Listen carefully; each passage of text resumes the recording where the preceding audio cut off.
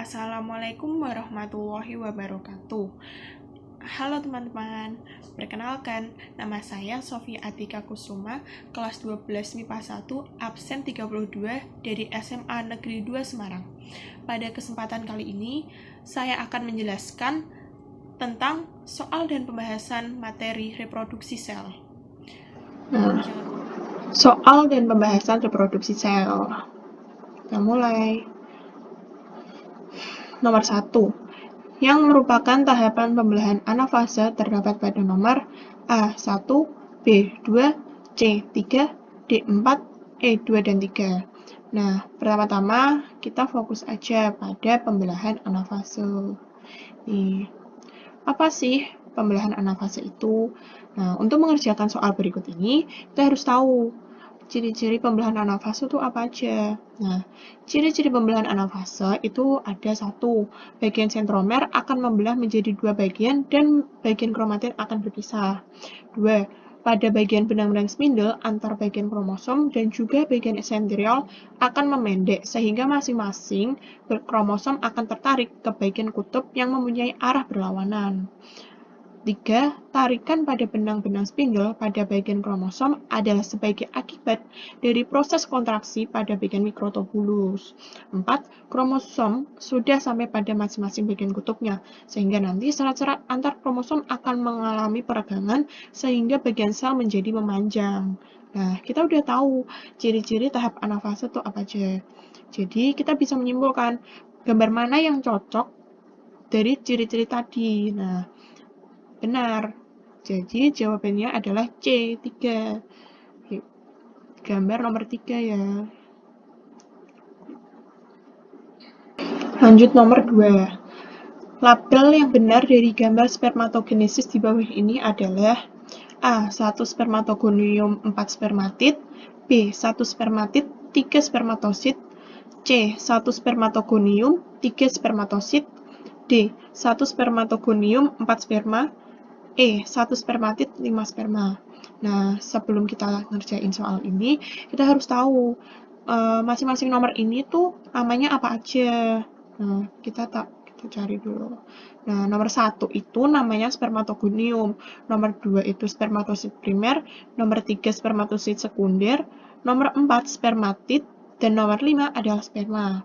Nah, kan kita udah tahu, jadinya kita bisa tahu nih yang cocok pada pilihan berikut ini. Jadi yang cocok adalah abjad A, yaitu spermatogonium dan 4 spermatid.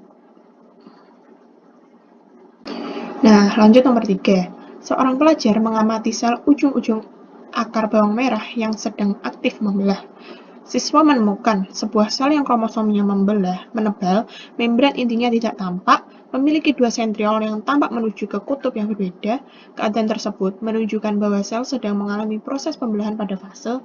Nah, kita fokus aja pada sel yang kromosomnya menebal, membran intinya tidak tampak, dan memiliki 2 sentriol yang tampak menuju ke kutub yang berbeda. Sebelum kita ngerjain ini, kita harus tahu apa aja sih proses pembelahan pada tiap-tiap fase berikut ini pada A, B, C, D, E, E. Nah, ini udah ada. Nah, untuk interfase itu kromosom tidak kelihatan karena benang-benang kromatin tidak berpilin. Lalu untuk profase, sel yang kromosomnya menebal, membran intinya tidak tampak, memiliki 2 sentriol yang tampak menuju ke kutub yang berbeda. Kalau anafase itu, 2 sister kromatid atau kromosom bergerak ke arah kutub yang berlawanan, dan sentromernya tertarik karena kontraksi dari benang gelendong. Sehingga terjadi penyebaran kromosom dan DNA yang seragam di dalam sel. Lalu metafase. Metafase itu masing-masing kromosom terletak berbaris pada bidang ekuator. Sentromer membelah dan masing-masing kromatid menjadi kromosom tunggal. Lalu telofase. Struktur kromosom istirahat dan dianggap proses selesai. Sekat sel terbentuk kembali dan sel membelah menjadi 2 sel anak. Nah, setelah kita tahu dari proses-proses tersebut, sehingga kita bisa menyimpulkan jawaban nomor 3 adalah ya B, profase. Benar.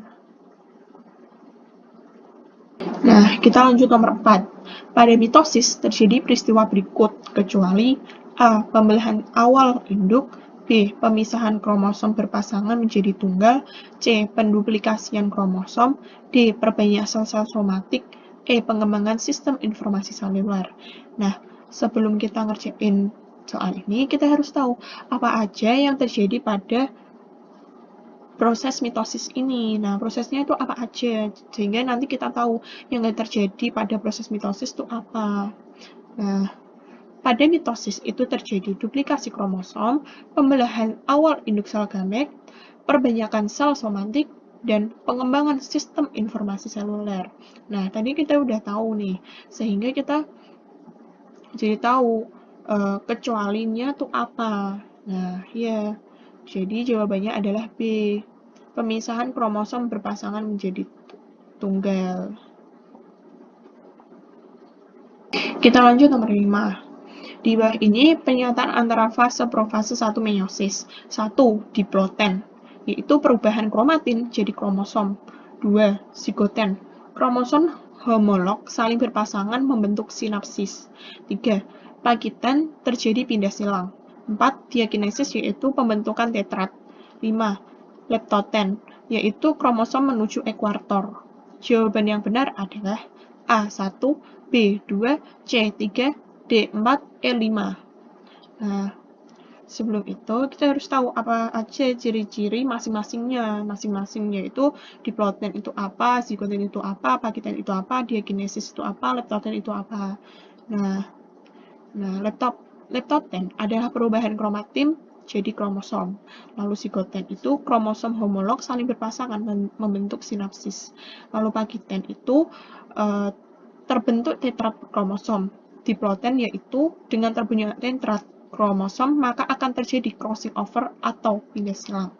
Diakinesis adalah membran inti ada dan anak inti hilang sentriol di kutub, kromosom didorong ke tengah.